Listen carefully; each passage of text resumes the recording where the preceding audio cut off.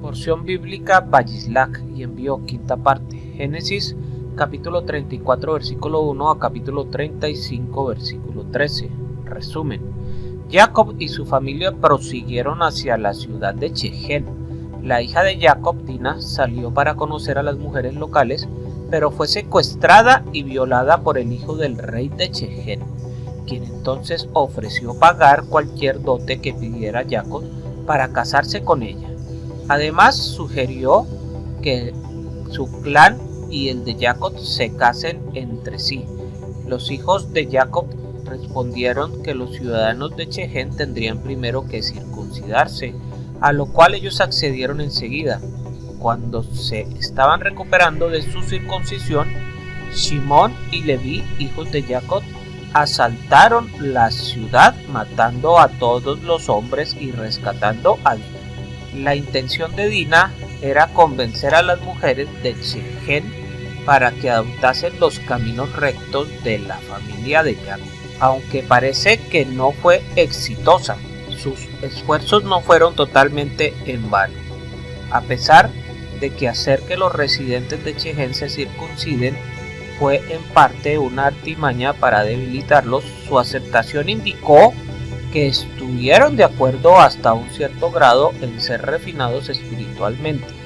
Su circuncisión refinó en cierta forma a toda su sociedad, incluyendo a las mujeres, y de hecho las mujeres y los niños fueron tomados cautivos y muchos de ellos se volvieron sirvientes de la casa de Jacob y absorbieron de esta forma los valores y la moral de Jacob. El comportamiento de Dina nos enseña que las mujeres que están bendecidas con talentos únicos que les permiten influenciar a otros deberían utilizar estos talentos no solo para construir sus hogares y familia, deberían usarlos también para atraer los corazones de otras mujeres a la Torá y a sus caminos de bondad y generosidad.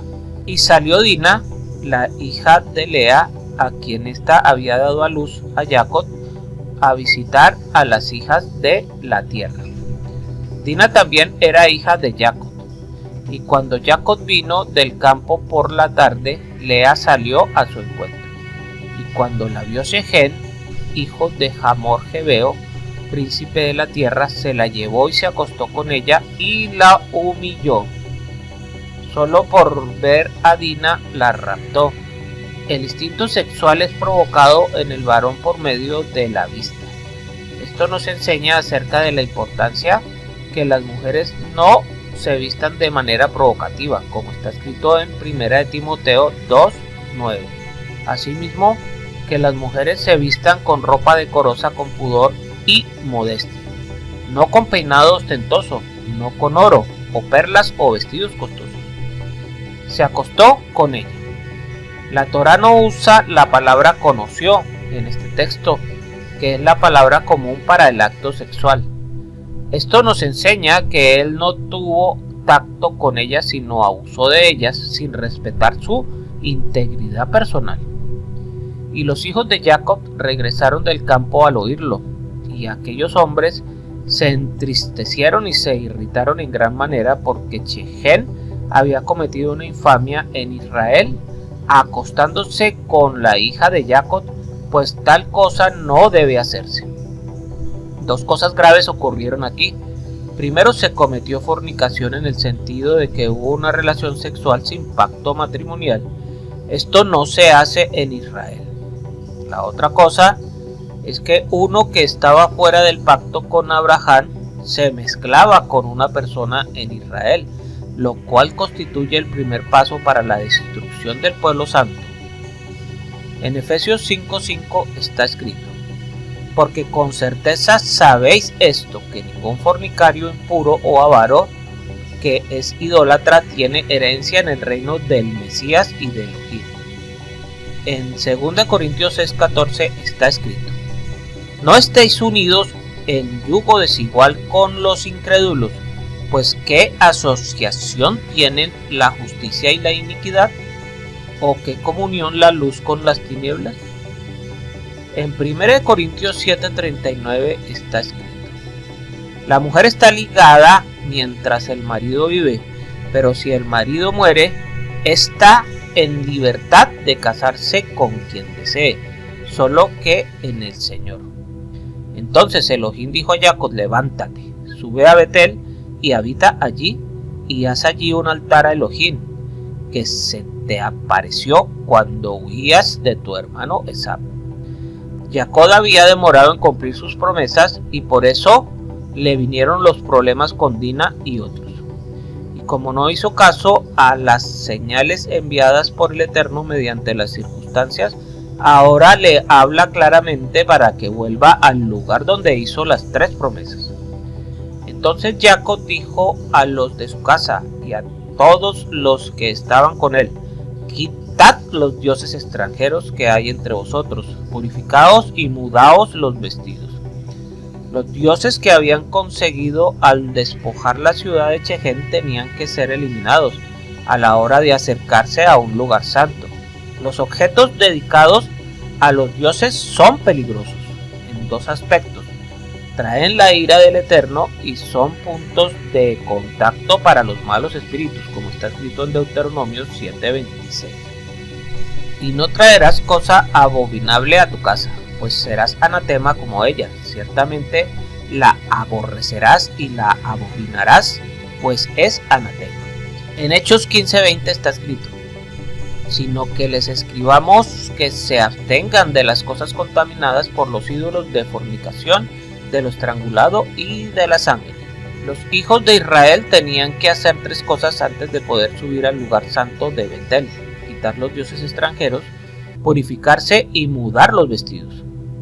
La purificación por agua es un medio de pasar de un estado de impureza a un estado de pureza, para poder acercarse a un lugar que ha sido consagrado por la presencia del Eterno. Es necesario tener el cuerpo en un estado de pureza. Todo lo que tiene contacto con la muerte produce impureza: un cadáver humano, flujo menstrual, emisión de semen, una tumba humana, la enfermedad Sará, traducida como lepra, etc. Una cisterna de agua que produce de una fuente natural del cielo o de la tierra puede servir como un baño ritual. Todo lo que entra en esta cisterna queda purificado, como está escrito en Levítico 11:36. Sin embargo, una fuente y cisterna donde se recoge agua será limpia. Es probable que Jacob estaba hablando no solo de la eliminación de los ídolos, sino también de una purificación de los cuerpos de sus familiares, especialmente por haber tocado cadáveres de la ciudad de Chején. En cuanto a mudar la ropa, quizás tenían vestimentas de idolatría, en el sentido de estampas con decoraciones idolátricas. Este tipo de ropa no es apta para ser usada por el pueblo de Israel y los temerosos de Elohim entre las naciones. Una buena costumbre es siempre revisar la ropa antes de comprarla para que no tenga dibujos que deshonren al Rey de los Reyes. Entregaron pues a Jacob todos los dioses extranjeros que tenían en su poder y los pendientes que tenían en sus orejas, y Jacob los escondió debajo de la encina que había junto a Chején. Al proseguir el viaje hubo gran terror en las ciudades alrededor de ellos y no persiguieron a los hijos de Jacob. La presencia de idolatría y objetos idolátricos hacen que nuestros enemigos tengan poder para hacernos daño. Pero cuando eliminamos toda idolatría de entre nosotros y nos disponemos a adorar y obedecer al único Elohim, Él causa que nuestros enemigos tengan temor de nosotros. Y edificó allí un altar y llamó al lugar El Betel, porque aquí Elohim se le había manifestado cuando huía de su hermano. El Betel significa el poderoso de Betel, o el santo está en Betel. Vemos cómo Jacob está más interesado en el Eterno que en su casa. Esto muestra de su crecimiento espiritual. Este es el segundo altar que Jacob edifica. En total, los patriarcas edificaron 7 altares en la tierra. Abraham edificó 4, Yisha 1 y Jacob 2. Los 7 altares fueron edificados en los siguientes lugares. Primero, Moré y Chején, que significa maestro y hombro. Fue edificado por Abraham. Esta cita está en Génesis 12:7.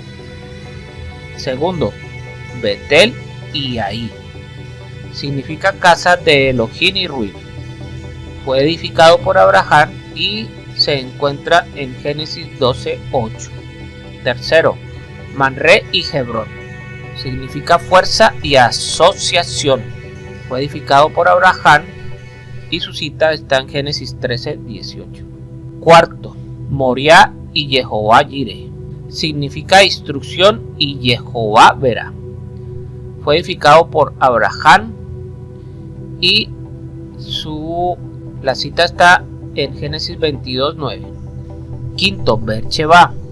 Significa pozo del juramento o 7.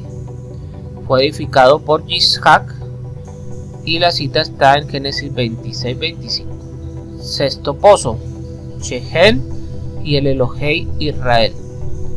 Significa hombro y el poderoso es el Elohim de Israel.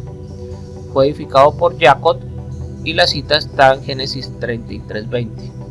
Séptimo pozo, Luz Betel y el Betel. Significa almendra, casa de Elohim y el Elohim de Betel. Fue edificado por Jacob y su cita está en Génesis 35:7. Y Elohim le dijo: tu nombre es Jacob, no te llamarás más Jacob, sino que tu nombre será Israel. Y le puso el nombre de Israel. Cuando Abraham recibió un nuevo nombre, la Torá nunca más menciona su nombre antiguo. Pero cuando Jacob recibe su nombre nuevo, la Torá sigue llamándolo con los dos. ¿Por qué? Si entendemos que el nombre Jacob simboliza la naturaleza humana del patriarca e Israel su naturaleza profética, podremos aprender que por mucho que nos entreguemos, siempre vamos a tener que enfrentar la naturaleza humana que tenemos hasta que vuelva el Mesías Yeshua. Finalmente, transforme nuestros cuerpos en cuerpos glorificados, para que no quede nada de Jacob en nosotros, sino solo Israel. Baruch Jehová, bendito sea el nombre. También dijo Elohim: yo soy el Elohim todo suficiente, sé fecundo y multiplícate. Una nación, una congregación de naciones vendrán de ti, y reyes saldrán de tus lomos. Jacob ya tenía 11 hijos y una hija. Ahora el Elohim Todopoderoso le ordena multiplicarse más todavía. Una nación se refiere a Benjamín, que todavía no había nacido. Una congregación de naciones se refiere a Efraín y Manasés, que iban a ser adoptados como hijos de Jacob. También podemos entender el texto en el sentido más profundo, diciendo que de Jacob iba a venir un pueblo, el pueblo hebreo, y también una congregación de gentiles. Esto se refiere a la casa de Efraín, puesto que la palabra usada aquí para naciones es Goyim, que también significa gentiles. La traducción de los gentiles dice sinagogas de naciones. Esto puede ser una referencia a todas aquellas congregaciones de gentiles que mediante el mensaje del Mesías Yeshua se iban a formar en el mundo. Los que de entre ellos han recibido el espíritu del Mesías son parte de Israel y descendientes de Abraham, como está escrito en Gálatas 3:7. Por consiguiente, sabed que los que son de fe, estos son los hijos de Abraham. Y también se habla de los descendientes de Jacob, representados por Efraín, que se han mezclado entre las naciones y ahora forman congregaciones cristianas. Ellas son el cumplimiento de esta profecía, y nosotros como efraínitas tenemos la misión de traer a esos cristianos hacia la palabra verdadera, hacia el Mesías Yeshua. Que el Padre Eterno los bendiga y les guarde. Les habló el Moré Naftali ben Yehuda.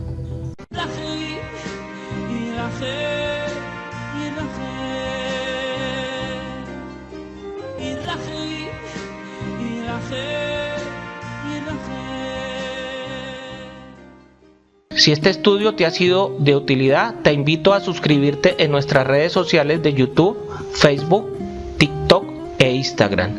Activa las notificaciones, dale me gusta al video y déjanos tus comentarios, inquietudes o sugerencias. Shalom.